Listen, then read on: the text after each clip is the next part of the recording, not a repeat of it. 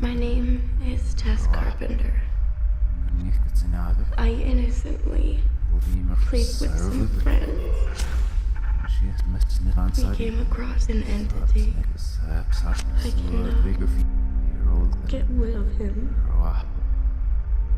He's with me all the time. We play his games. He called himself Zozo.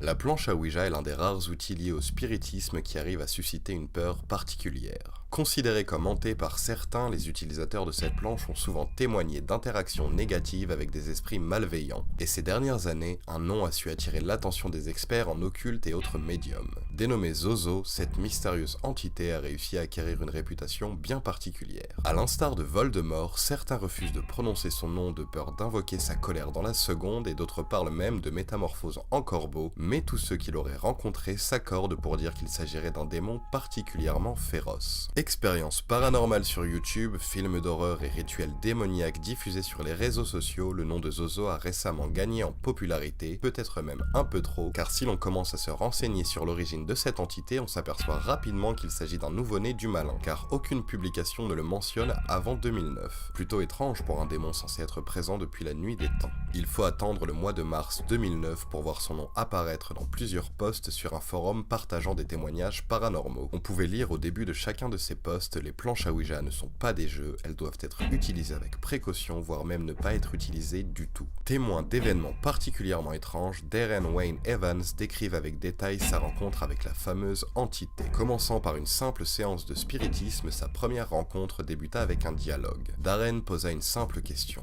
à quoi ressemble le paradis? Ce à quoi l'entité épela en réponse: à l'enfer sur la planche à Ouija. Les événements ne firent qu'empirer à partir de ce moment. Manifestation d'esprits frappeurs, harcèlement psychologique, le démon ne lâcha plus Darren, emmenant même sa fille à l'hôpital après une expérience de mort imminente. De nombreuses personnes furent intriguées par le propos de Darren, qui se qualifiait maintenant de zozologue, et ces témoignages finirent par attirer l'œil des gros studios hollywoodiens qui, ravis de voir un nouveau visage se dessiner dans le monde de l'horreur, s'empressèrent de réaliser un autre film tiré d'une histoire vraie. Ce qui mènera Darren à apparaître en 2014 dans la célèbre émission Ghost Adventures, où notre héros malgré lui retourna dans la maison où se seraient passés les événements pour expliquer une fois de plus son histoire, cette fois-ci affirmant que le démon avait rendu sa fille aveugle pendant 1 heure par pur plaisir maléfique. Et ce n'est pas la dernière fois que Darren fit parler de lui. Fort de son titre de zozologue, Darren continua de raconter son histoire à qui bon voulait l'entendre. Mais le petit problème, c'est que cette histoire changeait à chaque nouvelle narration, parfois pour devenir plus tragique, d'autres fois plus intense. Darren lui-même ne semblait pas être sûr de ses propres souvenirs. C'est en 2016 que le grand public découvrit cette nouvelle histoire. Alors que Darren était en train de travailler sur une biographie, il fut interviewé par un journal du New Jersey et déclara cette fois avoir découvert une mystérieuse planche à Ouija dans le sous-sol de l'appartement de son ex-petite amie. Cette planche au design inquiétant avait cette fois le nom de Zozo écrit là où le mot Ouija devait se tenir, et c'est à la sortie de son livre qu'un autre détail changea. Le nom Zozo n'était plus inscrit à l'avant mais à l'arrière de la planche. Ce n'est qu'un des nombreux détails qui changea au cours de la carrière de zozologue de Darren Wayne Evans, qui chercha par la suite à crédibiliser son histoire en y ajoutant des arguments historiques.